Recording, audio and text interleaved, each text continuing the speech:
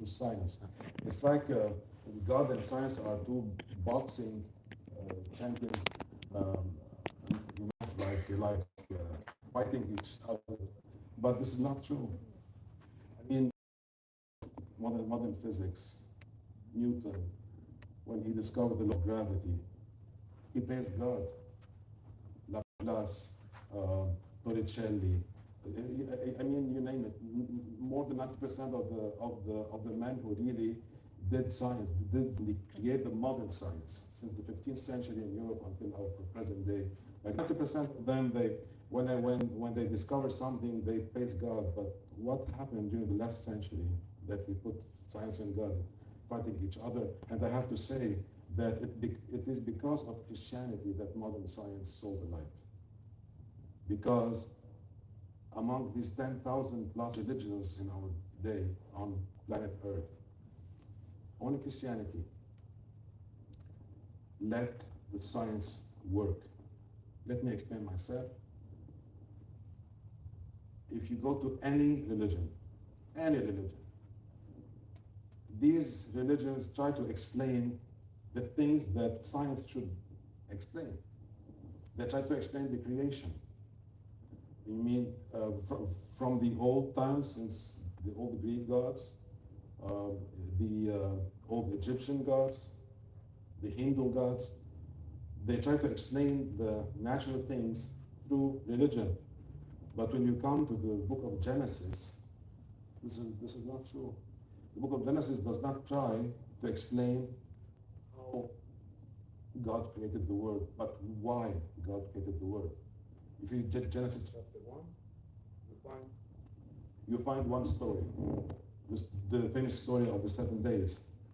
And as you soon dig into the second chapter, you find that first God created Adam, and then all the creation, and at the end, Eve. But in the first chapter, he created both of them on the same day. So this apparent contradiction is not contradiction. It's since this chapter 1, the Bible is saying, I'm not here to explain how the universe came into existence. Few places the Bible came to really come across the science. In the Psalms, they say God sat on the globe of the earth. And this is remarkable because all the religions at that time do not, all the knowledge at that time, I mean around the 18th or 15th century BC, none of them talked about the globe of the earth. So this is because Christianity and the Bible, because the God of the Bible, let an empty space for the science to play in. This is why we have science today. And this is why the modern science saw the light in a Christian world. Okay? So I don't want to talk much around the subject. Just to tell you one thing, that the science answer the question how, faith and religion answer the question why. The why and the how are two different questions. But when we dig deep in the how, we understand more the why. When we dig deep into science, we need. The problem is not between science and God. The problem is between ego and God. When I take my doctorate degree, my ego grows with me. When I advance in science, my ego grows. I know more. And when ego grows, this is where the problem starts with God. It's not science. I do not like to picture science and God like fighting as boxers. I like to picture science as a small child kneeling in front of the cross. So with this quick introduction, I'm going to start my talk with you. So today I'm not going to explain why Jesus suffered this way. No, this is the role of Father Alex. It's not my role. I'm a medical doctor. I'm not a theologian. So I'm going to just explain how Jesus suffered. You may tell me, okay, Charbel, how can you let yourself as a doctor to examine the King of Kings and the Lord of Lords. Um, how can it yourself like examine the Son of God? No, I'm not worthy to do that. But as a medical doctor, I'm just gonna focus on Jesus the man with human flesh, who was under the law of biology and medicine. Okay? So I'm gonna put just the flesh, the body of Jesus, the historical Jesus who walked on earth, and put it under the scientific and medical microscope. But as you see, and maybe this is why this conference was given more than 400 times, it's because when we dig deep, as I said, in the how, we're gonna understand the why.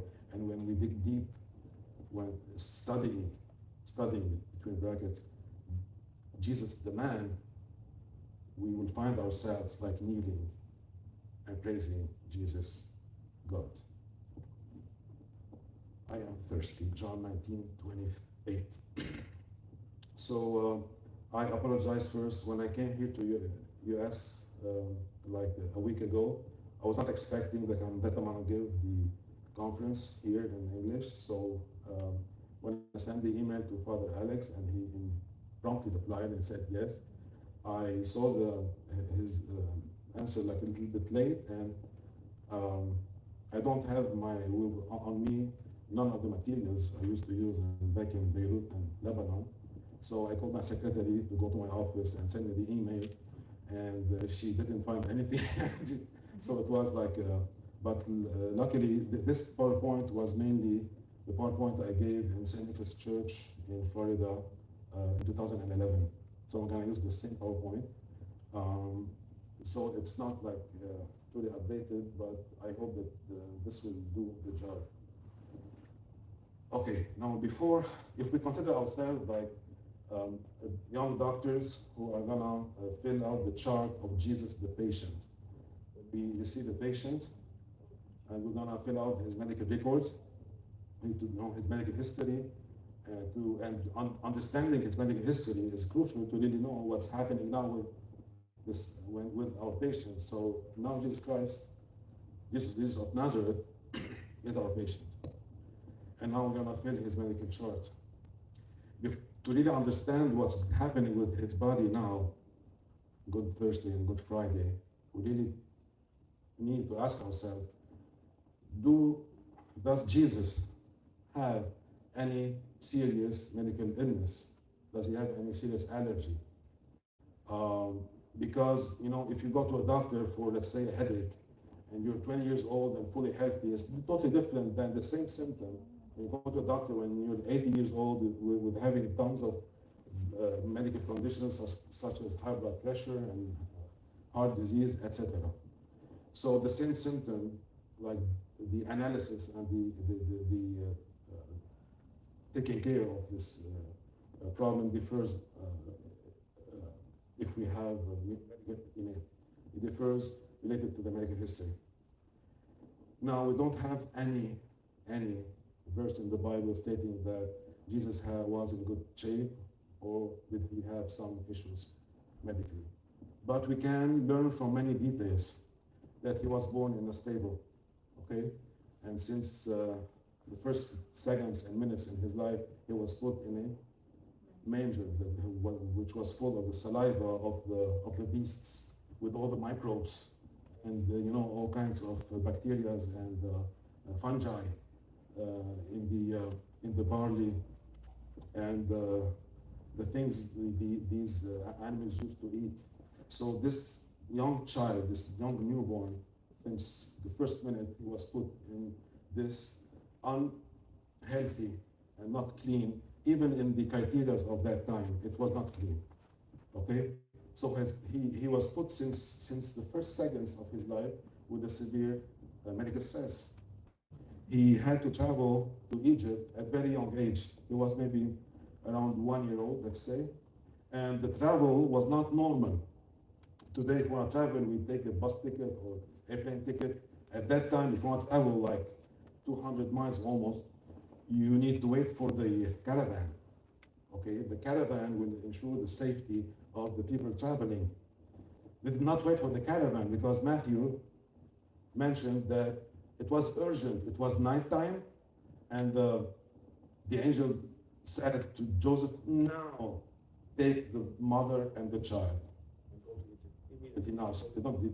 Maybe had barely some time to provide the provisions, the basic provisions for her newborn child, and go this 4 or 5 days journey down to Egypt. And we know that this young child, at the age of 1 year old almost, was exposed to severe cold, maybe during the night, because they traveled through deserts to reach Egypt. His infancy, we know that it was a poor infancy. He was a poor child, so we can imagine him laying bare feet in Nazareth.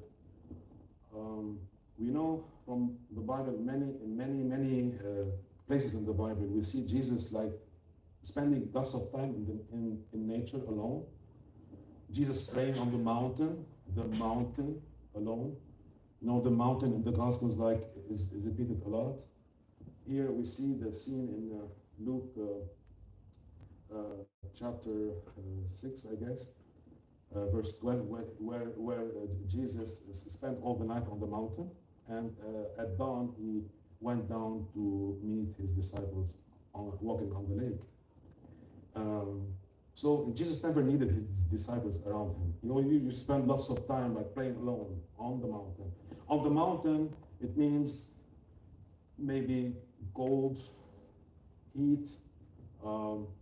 It's raining. It's dry. I mean, he was in complete direct relation with the climate.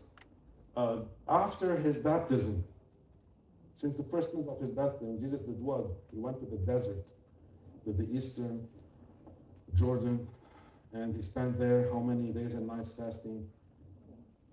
40 days and nights. So 40 days and nights, he was not even eating bread. And bread at that time, and still today in the Lebanese tradition, as we know, bread is basic in every meal. I mean, we eat nothing without bread. And at that time, bread was at least 50% of the diet of the people in Palestine.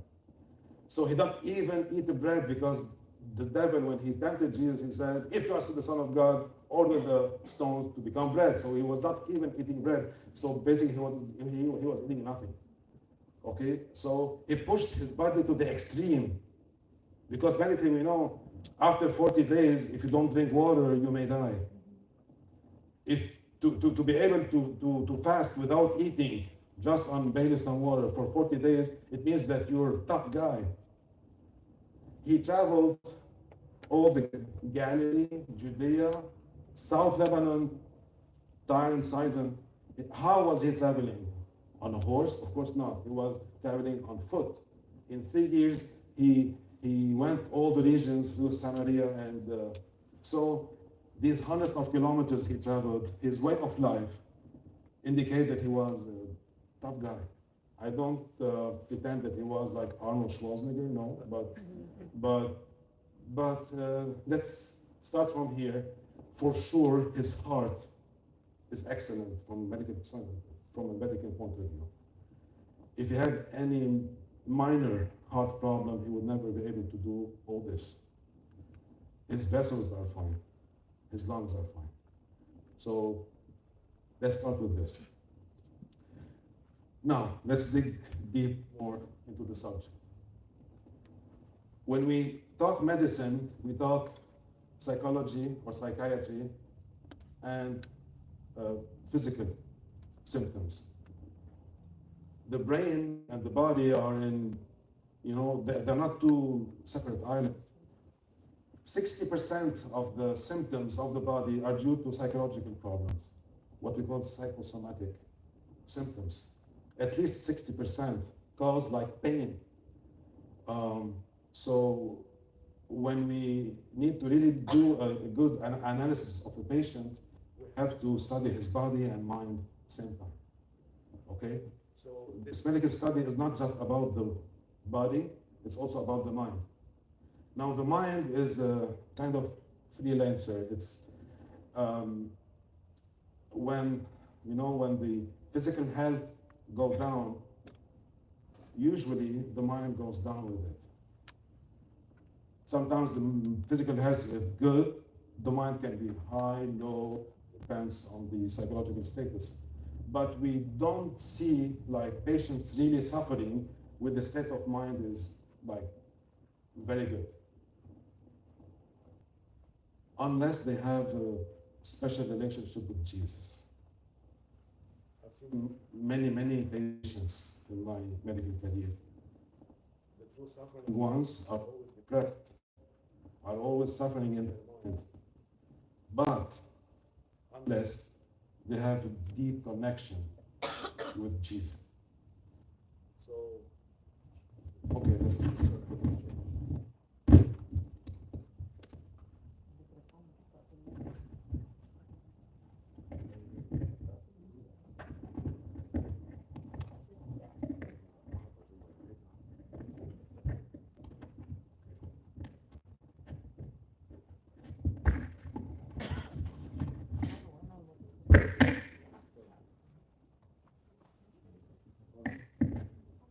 Sorry. So I was mentioning this crucial relationship between the body and mind. When the body is down, the mind is almost universally down with the body. Okay, and this is very normal. This is very human. Okay, the more the body has problems, the more the mind is disturbed. All right, and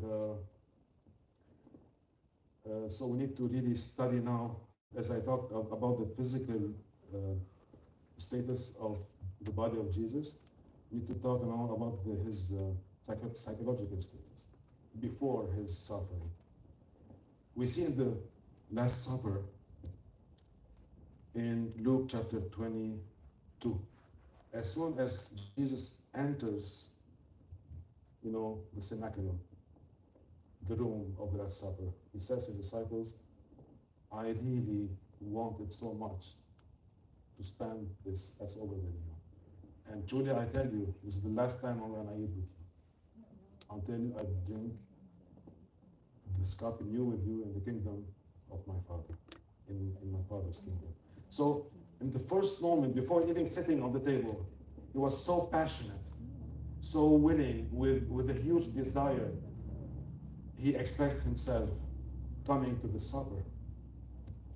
And then we hear him saying in the Gospel of John, chapter 13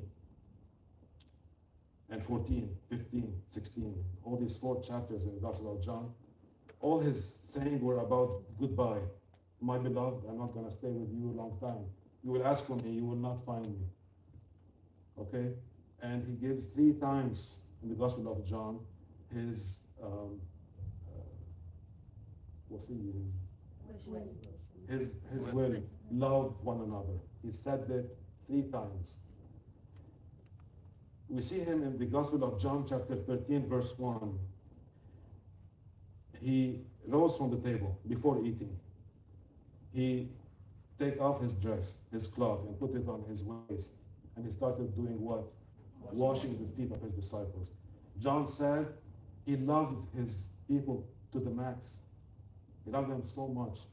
So with this desire, with this passion, with this love, we can see medically the mind status, the psychological status of Jesus, even before this Last Supper.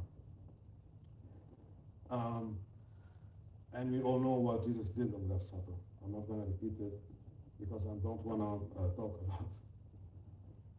After the supper, immediately, we see that Jesus traveled the valley of Kedron in the Gospel of John, chapter 18. And in this valley of Kedron, he went up to the garden, to